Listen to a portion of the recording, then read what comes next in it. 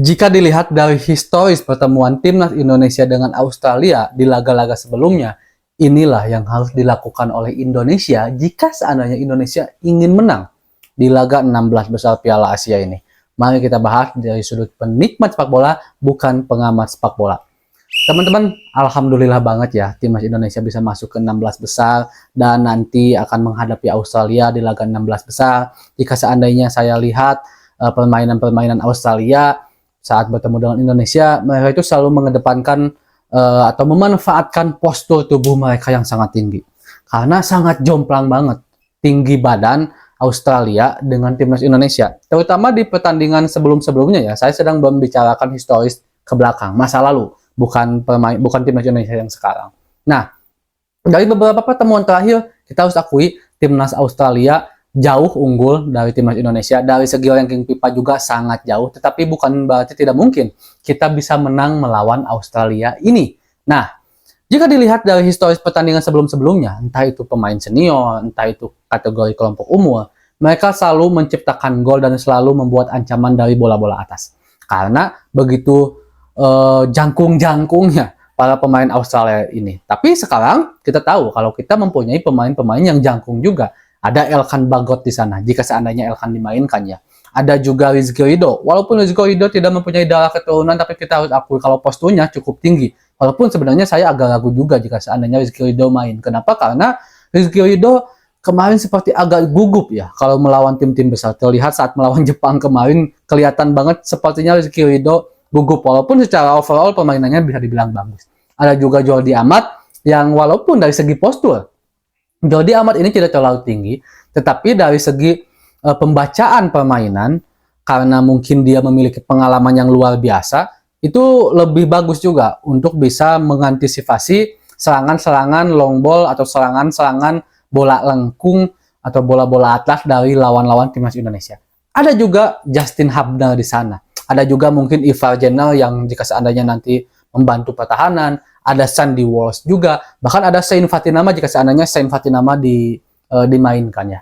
Nah, pemain-pemain itu adalah pemain-pemain jangkung yang seenggaknya jika seandainya dimainkan sebagai pemain 11 pertama, salah satunya itu bisa sedikitnya mengurangi salah satu keunggulan dari Australia untuk menciptakan gol ke kita, yaitu bola-bola atas. Karena saya sangat lihat begitu merepotkannya bola-bola atas Australia jika bertemu dengan Indonesia, bahkan tidak jarang berhasil menciptakan gol. Ya kita tahu lah kalau Australia ini kan satu-satunya negara yang bule, yang ada di benua Asia ya. Otomatis kan DNA-nya DNA bule sehingga tinggi-tinggi gitu posturnya teman-teman. Itu akan merepotkan bagi timnas Indonesia. Nah, terus juga sebenarnya kelemahan pemain-pemain bule itu biasanya cuma satu, kecepatan. Mereka biasanya pemain jangkung itu lebih lambat. Lihat aja lah Elkan di kita. Elkan dari permainan bagus jelas, penguasaan bola bagus, kaki kirinya bagus, heading-headingnya bagus, tapi dari segi kecepatan Elkan selalu kalah. Elkan Bagot kalah. Itu mungkin juga menjadi salah satu alasan kenapa Elkan tidak dimainkan saat melawan Vietnam. Karena Coach Sinteyong juga mungkin menilai Elkan ini nggak bisa nih kalau seandainya bertemu dengan tim-tim high pressing dengan kecepatan seperti pemain Vietnam. Nah, tetapi teman-teman, Australia juga sering banget kerepotan jika seandainya bertemu dengan Indonesia dengan kecepatan-kecepatannya. Pemain Indonesia kan kita tahu karakteristik pemain-pemain kita itu memiliki kecepatan yang luar biasa, apalagi pemain-pemain yang asli bermain di BRI Liga 1.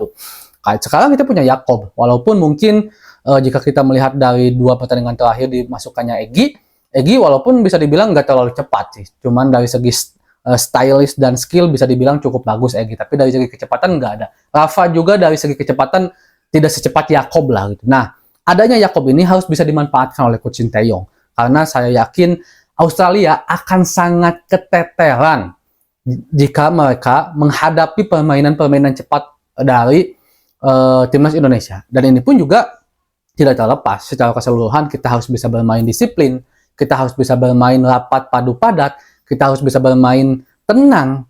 Kita tidak boleh melakukan kesalahan satu pun, apalagi di lini tengah, apalagi di lini pertahanan. Itu nggak boleh banget, teman-teman. Kita harus bisa bermain pede, harus bermain kaki ke kaki, harus bisa meladeni permainan Australia yang saya yakin mereka dari segi penguasaan bola akan lebih unggul dari Indonesia. Karena kita tahu juga banyak pemain-pemain mereka yang bermain di Eropa, walaupun sebenarnya harus kita akui tidak sebagus kualitas pemain-pemain Jepang sih. Kalau kita lihat dari pemain-pemain yang bermain di liganya ya, di Liga Eropa itu tidak sebagus pemain-pemain Jepang. Yang kita tahu kan Jepang ada yang di Monaco, ada yang di Liverpool gitu kan, ada Kubo juga, itu kan bagus-bagus banget gitu deretannya. Tapi dari segi keseluruhan mereka adalah tim yang bagus. Australia adalah tim yang bagus. Nah, teman-teman, Indonesia harus bisa memanfaatkan itu. Mereka harus bisa membongkar lini pertahanan Australia yang saya yakin jika seandainya duel 1 lawan 1, terutama pemain-pemain kita yang tidak memiliki postur cukup tinggi, itu akan cukup kesulitan juga. Kecuali kita mempunyai kecepatan. Kecuali kita memiliki kecepatan. Dan saya berharap Ramadhan Sananta bisa bermain. Walaupun tidak harus selalu menjadi pemain 11 pertama, enggak ya, jadikan super sub aja nggak jadi masalah gitu, karena dia memiliki akselerasi yang bagus.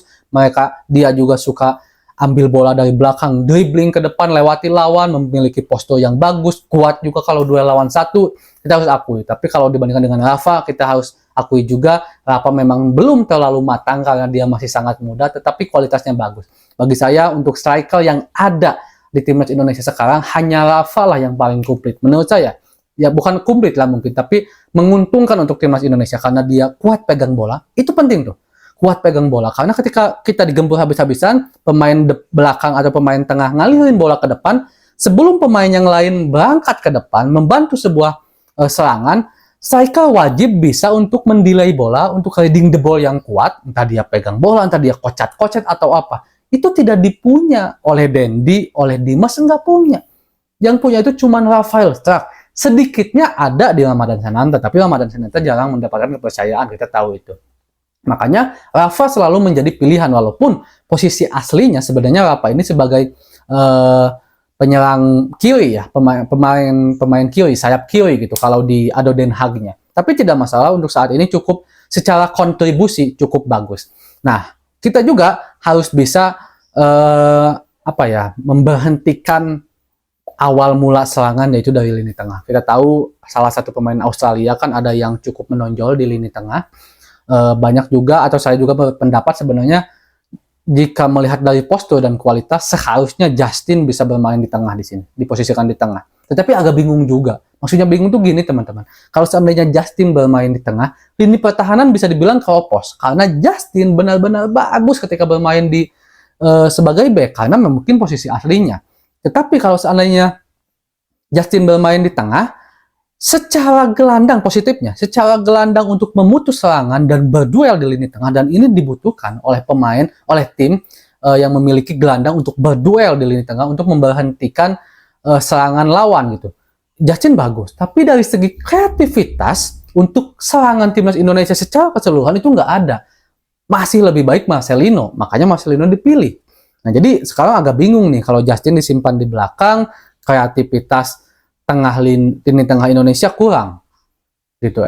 Maksudnya bagus, tetapi dari segi power untuk bertahan, untuk bertarung kurang karena Justin ada di belakang. Kalau Justin dimasukkan ke depan, lini pertahanan yang kurang. Karena kita harus akui di lini tengah belum ada pemain yang bisa dibilang sebagus Justin dan Marcelino jika ditempatkan di situ. Bagi saya Mark Klok dan Ricky Kambuaya belum bisa tampil maksimal. Mungkin kalau nanti udah ada Tom Hay, udah bisa dibilang cukup mantap ya di lini tengah. Kita punya Marcelino, kita punya Tom Hay, kita juga punya Ivar Jenner. Walaupun kita juga sangat mengapresiasi Ricky Kambuaya dan Mark Klok yang luar biasa penampilannya, terutama saat kualifikasi Piala Asia ya.